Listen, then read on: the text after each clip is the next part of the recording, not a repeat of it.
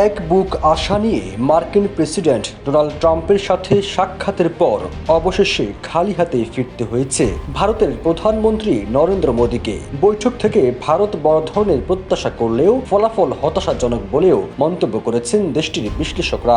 বৈঠকের অন্যতম বিতর্কিত বিষয় ছিল অভিবাসন। যুক্তরাষ্ট্রে বসবাসরত অবৈধ ভারতীয় অভিবাসীদের ফেরত পাঠানোর বিষয়ে ট্রাম্পের সিদ্ধান্ত চূড়ান্ত এবং দিল্লি এটি মাথা নত করে মেনে নিয়েছে। এটি ভারতের জন্য এক প্রকার অপ্রত্যাশিত চাপ হয়ে দাঁড়িয়েছে।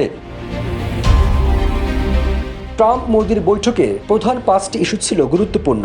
এর মধ্যে যুক্তরাষ্ট্রে বসবাসরত অবৈধ ভারতীয় অভিবাসীদের ফেরত পাঠানো, যুক্তরাষ্ট্র থেকে আমদানি পণ্যের শুল্ক, দুই দেশের বাণিজ্য চুক্তি, প্রতিরক্ষা চুক্তি ও সহযোগিতা এবং প্রযুক্তি খাতে পারস্পরিক অংশীদারিত্ব। তবে এর মধ্যে যুক্তরাষ্ট্র থেকে আমদানি করা পণ্যের উপর শুল্ক বাড়ানোর সিদ্ধান্তে ভারত ক্ষতিগ্রস্ত হতে পারে। ট্রাম্প তার এই নীতি থেকে এক চুলও সরে দাঁড়াননি। RICL TMX, যুগের পর যুগ স্থাপনা থাকে মজবুত।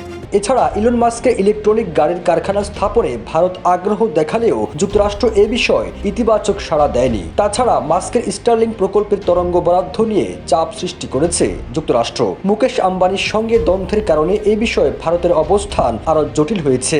এদিকে প্রতিরক্ষা চুক্তি নিয়ে আলোচনায় ভারতের জন্য সর্বাধুনিক F-35 যুদ্ধবিমান সরবরাহের চুক্তি করা হয়েছে। তবে এর মূল্য প্রায় $500 বিলিয়ন হওয়ায় এটি ভারতের প্রতিরক্ষা খাতে বাড়তি চাপ তৈরি করবে।